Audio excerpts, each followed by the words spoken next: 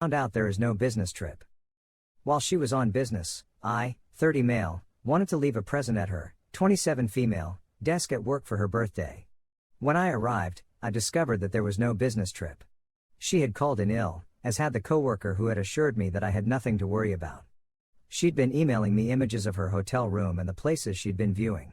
I know his wife, so after contacting her on Facebook, I obtained her phone number and spoke with her on the phone. He was on a business trip at the time, and they had been sharing images of comparable sites. That's when I told her what I'd discovered. She remained quiet for a few moments before telling me that he had cheated on her several times and that she had been working on serving him with divorce papers while pretending to be reconciled. She apologized sincerely, but none of this was her fault. She phoned their place of employment on her own to find out. They all said the same thing: he phoned in sick. So, here we are. My girlfriend is still contacting me as usual, claiming to be in a dull meeting. I'm devastated, and my anxiety is at an all-time high, but surprisingly, I'm not sobbing this time. This isn't the first time I've been dumped. I understood what a fool I had been. I spotted the warning lights, but I disregarded them again, believing I simply needed to work on my trust problems. I packed all of her belongings and will wait for her to return tonight. Update 1. App's wife verified that the papers would be served on Monday and that she isn't concerned about any fallout from my addressing my ex. As a result, I confronted her. I'll paraphrase: I know you're not on a business trip. I packed your belongings and placed them outside for you. You'll have to arrange your own transportation from the airport. I am hurt and angered that all we had accomplished together was meaningless to you. I'm hoping he was worthwhile. I'm all screwed up in my brain right now, so I'm not sure when the next update will arrive, but I'll make sure to do so. I appreciate all of the ideas, comments, and words of encouragement. I disabled her number because she was blowing up my phone. When her sister attempted to contact me, I told her of the situation. She's taken aback, ashamed, and outraged. She will pick up my ex from the airport and assist her with her luggage. I have her extra key, so I don't have to be concerned about my safety. Someone advised taking a break from everything. I may do it, but first I need some time to recenter myself. I got a panic attack. Out of habit, I almost phoned my ex as well. That understanding saddened me even more. This is terrible. Update 2. Their human resources department decided to investigate the query posed by AP's wife, let's call her Jenny, and they found that it sparked a red signal in their company's HR department. Makes sense, you would think a married woman would know her husband was sick at home. As a consequence, the cat has escaped from its cage. She told them what she knew about them. Because on my ex's emergency contact, they tracked my phone number and contacted me about half an hour ago to see how she was doing. She had called out sick and hadn't answered the phone in a few days when they tried to reach her. I also told them everything that happened. She was in no way unwell. She had purported to be on a business trip, but she had really lied to me about her whereabouts. She went on a vacation with that guy and is now committing adultery with him when I'm not looking. Nothing was held back. I suppose there is still a lot of pent-up energy that needs to be let out at some point. As a result, it is still in the works. Meanwhile, since I'm on the internet, I may as well keep you all up to date.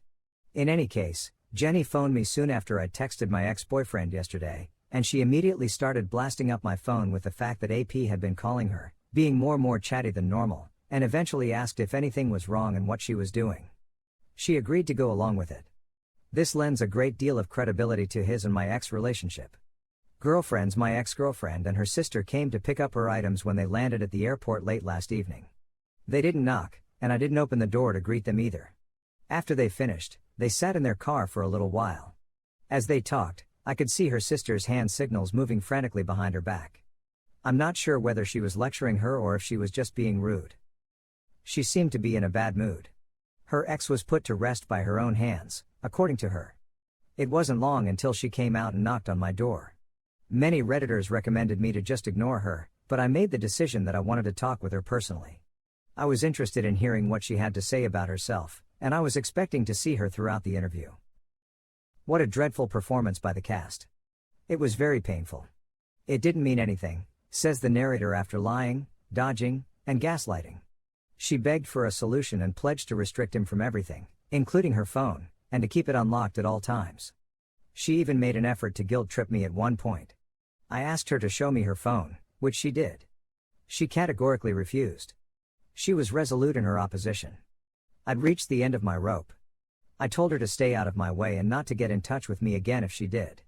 She burst into tears once again and asked me to hand her phone to me, which she eventually agreed to do. Everything was found using the Facebook Messenger application.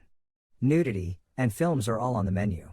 Conversations about me, about how naive I was, about how she felt horrible but was too aroused to care right then and there. My screenshots were supplied to me through email so that I could review them, which I later forwarded to Jenny.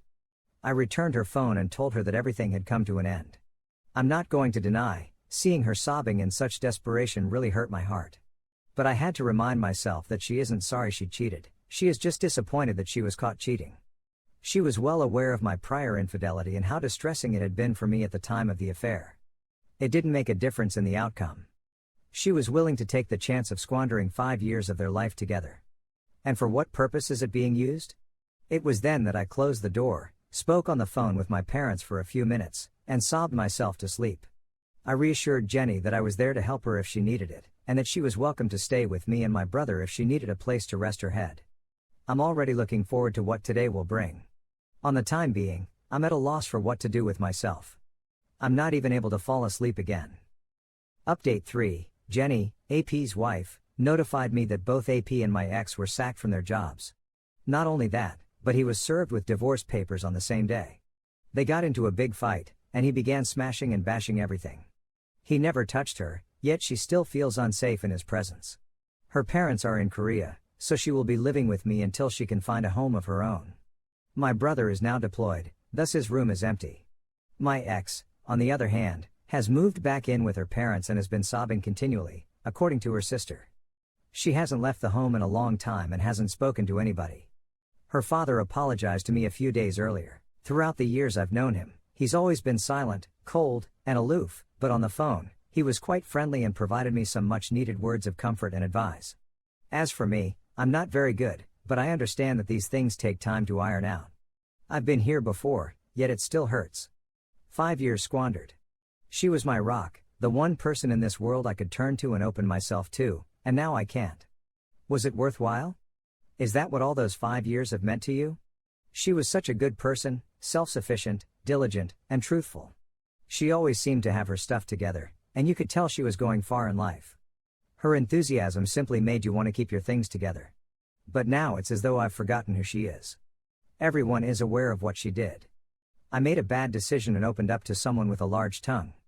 Her close pals are unhappy and accuse me of doing it on purpose to retaliate against her. I don't want to quarrel with those who were aware of her affair the whole time. One of them actually encouraged it. They never appealed to me. My ex was always so much above them that she appeared out of place. But now I know precisely where she got it. It's heartbreaking and disheartening to watch her slip that far. I'll start boxing with a buddy next week, and he'll also teach me on nutrition and how to eat better in general. I've been aching to try grilling, so I'm thinking of borrowing my brother's Weber and learning how to do it. I'm attempting to keep myself occupied.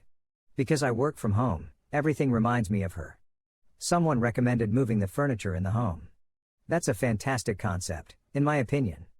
That's all the news I have for you. I don't expect much more, but if something important comes up, I'll provide an update.